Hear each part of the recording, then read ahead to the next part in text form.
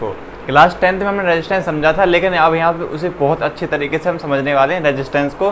Resistance होता क्या है, रेजिस्टेंस होता क्यों है, वो सब हम यहाँ पर समझेंगे कि रेजिस्टेंस कैसे होता है, क्यों होता है, वो सब रेजिस्टेंस के हम इस टॉपिक में समझने वाले हैं। तो इतना सारा लिखा हुआ है, इसको हम धीरे धीरे करके समझेंगे। तो सबसे पहले डेफिनेशन को समझ लेते हैं। डेफिनेशन से पहले आप लोग खुद भी जानते हैं, क्लास 10 में आप पढ़ के आए हैं, किसी वायर में अगर करंट फ्लो होता है तो उसमें रेजिस्टेंस होता है, और वो कैसा होता है, वो हम तो रेजिस्टेंस लगाते भी हैं कहीं कहीं, लेकिन उस वायर में यदि हम रेजिस्टेंस ना भी लगाएं तो एक रेजिस्टेंस उसमें पहले से प्रेजेंट होता है, और कहीं कहीं भी हम खुद रेजिस्टेंस अप्लाई करते हैं, क्योंकि हमें वहाँ पर करंट की ज़रूरत कम होती है तो हम रेजिस्टेंस लगा देते हैं, जिससे क्या है, हमारा करंट उस जो हमारी इलेक्ट्रिसिटी का जो हमारी कोई भी इक्विपमेंट है उसमें करंट कम पहुँचे, तो वहाँ पर हम रेजिस्टेंस हम खुद भी लगा देते हैं। नहीं तो एक वायर में रेजिस्टेंस तो पहले से ही होता है जिससे वो करंट को रजिस्ट कर सके। तो ये डेफिनेशन क्या कहती है, the property of material to resist the flow of current is called resistance. मतलब कि ऐसी प्रॉपर्टी जो क्या होती है, मटेरियल में होती है, क्या करता है, वो रजिस्ट करता है करंट फ्लो ऑफ करंट को। मतलब कि देखिए, यदि मान लीजिए ये वायर है और इसके पास क्या है, अपनी एक रजिस्टिविटी है, मतलब रजिस्टिविटी नहीं, रेजिस्टेंस है इसका, रजिस्टिविटी अलग टॉपिक है हमारा, तो रेजिस्टेंस है। और यदि इसमें से मैं करंट फ्लो कराता हूँ तो करंट फ्लो होने से उसमें क्या है, इसमें से पहले से एक रेजिस्टेंस मौजूद है, तो यहाँ पर जो करंट फ्लो होगा उसे वो रोकेगा, उसमें से कुछ करंट को रोकेगा, धीरे धीरे पास होगा, धीरे धीरे पास होगा, धीरे धीरे पास होगा। तो एक वायर में एक रेजिस्टेंस की जो प्रॉपर्टी होती है वो पहले से प्रेजेंट होती है, और यदि हमको इसमें से और कम करंट फ्लो कराना है तो हम क्या करेंगे, एक्सटर्नल रेजिस्टेंस यहाँ पर लगा देंगे। नहीं तो एक जो रेजिस्टेंस में पहले से भी एक रेजिस्टेंस तो मौजूद होगा, लेकिन हमें यदि इसमें और कम करंट फ्लो कराना है तो हम एक रेजिस्टेंस और खुद से भी लगा सकते हैं। तो लेकिन एक वायर में रेजिस्टेंस तो पहले ही होता है। तो रेजिस्टेंस क्या होती है, वो प्रॉपर्टी होती है जो करंट को रजिस्ट करती है, मतलब करंट को रोकती है। वो प्रॉपर्टी हमारी क्या कहलाती है, रेजिस्टेंस की प्रॉपर्टी कहलाती है। जैसे कि देखिए, यहाँ पर हमारे एक कंडक्टर है, उसमें हमने पोटेंशियल दे दी है, और यहाँ से इसमें क्या करंट फ्लो हो रहा है, तो करंट फ्लो हो रहा है, उसके साथ यहाँ पर क्या हो रहा है, रजिस्टिविटी भी हो, मतलब कि यहाँ पर रेजिस्टेंस भी लग रहा है, क्योंकि यहाँ से यहाँ जो करंट फ्लो हो रहा है उसमें कुछ करंट को रोक रहा है, रेजिस्टेंस हो रहा है, वहाँ पर कुछ करंट रोक रहा है, धीरे धीरे पास हो रहा है, धीरे धीरे पास हो रहा है। तो यहाँ पर रेजिस्टेंस भी अप्लाई हो रहा है, क्या कर रहा है, करंट रजिस्ट हो रहा है, यहाँ पर थोड़ा करंट रुक रहा है, तो वही हमारा होता है रेजिस्टेंस। यदि इसका फॉर्मूला हम देखें तो V डायरेक्टली प्रोपोर्शनल I होता है अकॉर्डिंग टू ओम्स लॉ, और V is equal to IR होता है। तो यहाँ से हम फॉर्मूला बना सकते हैं R is equal to V upon में I, ये फॉर्मूला यहाँ से बन सकता है जो रेजिस्टेंस का होता है। तो आपको रेजिस्टेंस समझ में आया होगा। अब रेजिस्टेंस होता क्यों है, वो अब आपको और अच्छे से रेजिस्टेंस क्लियर होने वाला है। तो लिखा है हमने पहले, इसकी ऐसा यूनिट जो रेजिस्टेंस की होती है वो क्या होती है, ओम होती है। क्लास 10 में आप पढ़ के भी आ रहे होंगे, जो ऐसा यूनिट होती है हमारे रेजिस्टेंस की वो क्या होती है, ओम होती है। तो आप इसे लर्न कर लीजिएगा, ये एक नंबर में आती रहती है। तो ऐसा यूनिट हमारे रेजिस्टेंस की क्या होती है, ओम होती है। अब देखते हैं रेजिस्टेंस होने का कारण क्या, रेजिस्टेंस होता ही क्यों है। तो अब आपको और अच्छे से क्लियर हो जाएगा रेजिस्टेंस क्यों होता है और क्या होता है। तो if a conductor is connected with a cell और बैटरी, मतलब कि एक कंडक्टर जिसको हम क्या, सेल और बैटरी से यदि कनेक्ट कर रहे हैं तो क्या होगा, कोलिजन टेक प्लेस। मतलब कि जो कोलिजन मतलब क्या होता है, एक इलेक्ट्रॉन से दूसरे इलेक्ट्रॉन को जो टकराना होता है वो क्या हमारा कोलिजन कहलाता है। मतलब कि यदि एक इलेक्ट्रॉन हमारा ये है और ये एक इलेक्ट्रॉन ये है, जो आपस में जो टकरा रहे हैं उसको हम क्या बोलते हैं, कोलिजन बोलते हैं। तो टेक प्लेस मतलब कि यदि हम यहाँ पर एक बैटरी दे देते हैं तो जो यहाँ पर क्या होने लगता है, इलेक्ट्रॉन आपस में एक दूसरे से टकराने लगते हैं। उसके बाद मतलब इलेक्ट्रॉन आपस में टकराने लगते हैं। उसके बाद क्या होता है, ड्यू टू दिस कोलिजन, मतलब इस कोलिजन के कारण क्या होता है, time taken by the electron to reach at the destination get increase. मतलब कि यदि देखिए, मान लीजिए आप यहाँ पर हैं, अभी आप यहाँ पर खड़े हुए हैं, आप यहाँ पर खड़े हुए हैं और आपका ये डेस्टिनेशन मतलब कि आपको आपके घर तक पहुँचना है, और यहाँ पर ये रास्ता है, यहाँ पर ये रास्ता है। और मान लीजिए यहाँ पर हम दीवार खड़ी कर दें, यहाँ एक दीवार है, यहाँ एक दीवार है, यहाँ एक दीवार है, और यहाँ से जो दीवार से मतलब क्या, रेजिस्टेंस, मतलब कि आपको इन सबको पास करके यहाँ तक जाना होगा। तो आप यदि भागते भागते और चलते चलते हुए आ रहे हैं तो इस दीवार को पार करने के लिए आपको थोड़ा टाइम लगेगा, यहाँ पर आकर फिर आपको टाइम लगेगा, यहाँ पर आके आपको फिर टाइम लगेगा। तो ये क्या, रेजिस्टेंस हो गया। मतलब कि जो आपकी स्पीड थी, जो आप यहाँ पे पहले, तो यहाँ पर जो आपकी स्पीड थी इन ब्रेकर्स के कारण कम हो गई। क्यों कम हो गई? क्योंकि यहाँ पर ये, यदि आप दीवारों को क्या मान सकते हैं, रेजिस्टेंस मान सकते हैं, तो वो यहीं पर कह रहा है क्योंकि आपस में इनके टकराने के कारण क्या है, इनकी स्पीड कम हो गई, तो वो यहाँ से यहाँ तक देर में पहुँचेंगे। तो यही बात मैं समझाना चाहता था कि आपस में इनके टकराने के कारण जो इनकी स्पीड थी वो कम हो गई, और इसके कारण वो यहाँ से यहाँ तक पहुँचने में उनको टाइम लगेगा। तो यही मैं समझाना चाहता था कि आपस में टकराने के कारण इनकी स्पीड थी वो कम हो गई। तो इससे हुआ क्या, जो हमारे जो डेस्टिनेशन तक पहुंचने था उनकी जो स्पीड थी कम हो गई। और इससे हुआ क्या, यदि आप एक फॉर्मूला जानते हैं, आपने यदि फर्स्ट वीडियो देख के आ रहे हैं तो आपको पता होगा I इक्वल टू क्या होता है हमारा, Q/T होता है। तो मतलब कि यदि हम यहाँ से टाइम को बढ़ा देते हैं तो हमारा क्या है, टाइम को बढ़ाने से करंट कम हो जाएगा। मतलब कि टाइम को बढ़ाने से क्या है, ये आपस में टकराएंगे, तो यहाँ से यहाँ तक पहुँचने के कारण इनकी स्पीड कम हो जाएगी, तो हमारा करंट कम हो जाएगा।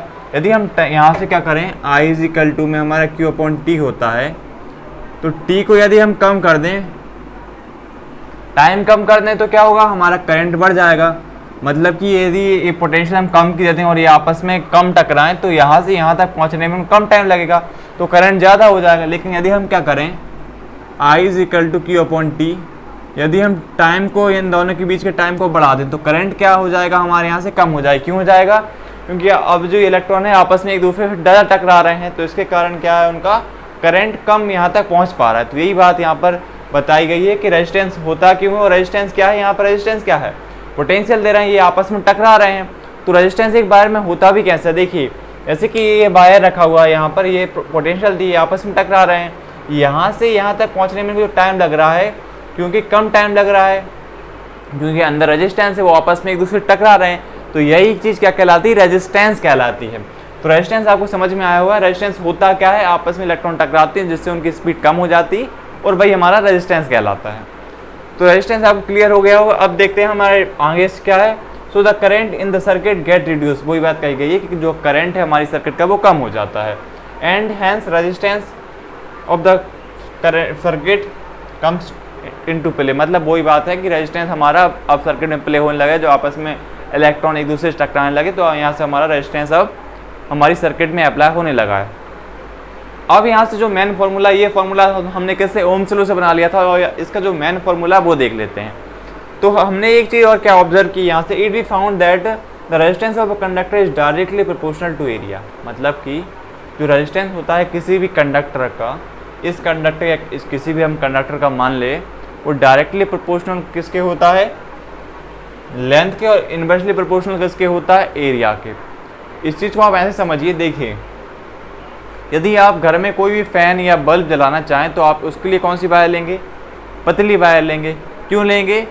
क्योंकि जितना ज़्यादा एरिया उतना रेजिस्टेंस कम, और जितना कम एरिया उतना रेजिस्टेंस ज़्यादा। देखिए यदि मैं मानूँ मैंने इतनी पतली वायर ले ली, ये वायर ले ली मैंने, इतनी पतली मैंने ये वायर ले ली, तो यदि यहाँ इससे मैं किसी भी इलेक्ट्रिकल इंस्ट्रूमेंट को चलाता हूँ, कोई भी डिवाइस, हमारा इलेक्ट्रिकल कोई भी डिवाइस ले लूँ, मैं उसे चलाऊँगा, तो पतली वायर होने का मतलब क्या है कि जो हमारा डिवाइस वहाँ पर है उसको क्या है, कम एनर्जी की ज़रूरत है। कम एनर्जी कैसे मिलेगी, क्योंकि पतली वायर है तो रेजिस्टेंस ज़्यादा हुआ। यही तो ये फॉर्मूला कह रहा है, रेजिस्टेंस इनवर्सली प्रोपोर्शनल। मतलब कि यदि एरिया कम रेजिस्टेंस ज़्यादा, एरिया कम रेजिस्टेंस ज़्यादा, तो यदि पतली वायर लेता हूँ तो यहाँ पर क्या है, एरिया कम है तो रेजिस्टेंस ज़्यादा, इसी कारण जो यहाँ तक ये करंट यहाँ तक इस डिवाइस में पहुँच पाएगा, पतली वायर होने के कारण वो डिवाइस हमारा चल जाएगा। लेकिन यदि आपने आपके घरों में देखा होगा, जो आपके घरों में करंट आता है, इसी सर्किट जो इसी अल्टरनेटिव करंट आता है, वो कैसे आता है, इतनी मोटी बहुत मोटी वायर होती हैं। वो होती क्यों है, उनका कारण ये होता है कि उनका एरिया ज़्यादा होता है। आप देखेंगे इतनी मोटी वायर होती है, उनका एरिया ज़्यादा है तो उनका क्या है, रेजिस्टेंस कम है, तो जो आपका करंट है वो आपके घर तक ज़्यादा से ज़्यादा पहुंच पाता है। यही कारण है कि आपके घरों में बाहर से करंट आता है, जो आपके ट्रांसफार्मर लगे होते हैं उनसे जो करंट आता है घरों में, वो मोटी वायर में आता है। वो क्यों आता है, क्योंकि मोटी वायर है, एरिया ज़्यादा है तो उसका रेजिस्टेंस कम होगा, इसी कारण ऐसा होता है। तो आपको समझ में आया होगा। अब देखते हैं जो रेजिस्टेंस का हमारा एक्चुअल फार्मूला क्या होता है। रेजिस्टेंस हमारे डायरेक्टली प्रोपोर्शनल होता है किसके, लेंथ के, मतलब कि जो कंडक्टर की लेंथ है उसके डायरेक्टली प्रोपोर्शनल होता है। मतलब कि इसका मतलब समझिए, जितनी लंबी वायर उतना ज़्यादा रेजिस्टेंस। आप सोचिए इतनी वायर है तो इसका एक रेजिस्टेंस होगा, और इससे और बड़ी वायर ले लूँ तो इसका रेजिस्टेंस उससे ज़्यादा होगा, और बड़ी वायर ले लूँ तो उसका रेजिस्टेंस और ज़्यादा होगा, और बड़ी वायर ले लूँ तो उसका रेजिस्टेंस ज़्यादा होगा। मतलब जितनी ज़्यादा लेंथ उतना ज़्यादा रेजिस्टेंस। और रेजिस्टेंस क्या होता है हमारे, इनवर्सली प्रोपोर्शनल होता है एरिया के, मतलब जितना एरिया ज़्यादा उतना रेजिस्टेंस कम, और जितना रेजिस्टेंस ज़्यादा उतना एरिया कम। तो ये हमारी दो इक्वेशन थी। यदि इन दोनों इक्वेशन को आपस में मिला दें, इक्वेशन 1 और इक्वेशन 2 को, तो क्या बन जाएगा हमारा, R directly proportional to L upon में A आ जाएगा। और आप जानते हैं यदि प्रोपोर्शनलिटी का हमारा साइन हटेगा तो कांस्टेंट आ जाता है। यहाँ पर कांस्टेंट क्या आ गया हमारा, रो आ गया। तो ये हमारा फॉर्मूला बन गया। और रो यहाँ पर क्या है, जो हमारा प्रोपोर्शनलिटी कांस्टेंट है वो रेजिस्टिविटी है। रेजिस्टिविटी भी हम डिस्कस करेंगे, पहले आपको ये टॉपिक क्लियर हो जाना चाहिए। इस फॉर्मूले को आप लर्न कर लीजिएगा, ये फॉर्मूला हमारे आगे बहुत जाके काम आने वाला है। तो ये हमारा रेजिस्टेंस का एक्चुअल फार्मूला, ये फार्मूला भी हो सकता है और ये भी हो सकता है। तो समझ में आया होगा रेजिस्टेंस होता क्या, रेजिस्टेंस होता क्यों है। तो आपको ये टॉपिक क्लियर हो गया होगा। अब देखते हैं रेजिस्टिविटी क्या होती है, तो आप इसे नोट कर लीजिएगा। आप यदि डेफिनेशन 2 नंबर में पूछा जाए तो आप इतना रेजिस्टेंस, इसका ये फार्मूला और ये वाला फार्मूला लिख सकते हैं, और इसका ऐसा यूनिट। लेकिन उसका कारण पूछा जाए रेजिस्टेंस होता क्यों है, तो आप इसका ये कॉज लिख सकते हैं, और ये डायग्राम बना लीजिएगा। और ये मोटा है तो मोटे वायर, मतलब ये मोटे वायर ले लिया हमने यहाँ पर कंडक्टर के लिए एग्जाम्पल में, तो ये आप यहाँ से इसको समझ सकते हैं। तो अब देखते हैं हमारे रेजिस्टिविटी वाले टॉपिक को।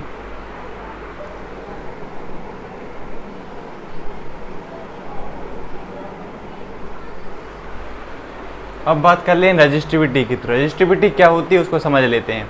ये बहुत ज़्यादा इंपॉर्टेंट है। रेजिस्टिविटी इसको हम एक नाम से और जानते हैं, क्या होता है, स्पेसिफिक रेजिस्टेंस के नाम से और जानी जाती है। रेजिस्टिविटी हमारी स्पेसिफिक रेजिस्टेंस और बोलते हैं इसको। तो यदि आप चाहें इसको लिख सकते हैं यहाँ पर,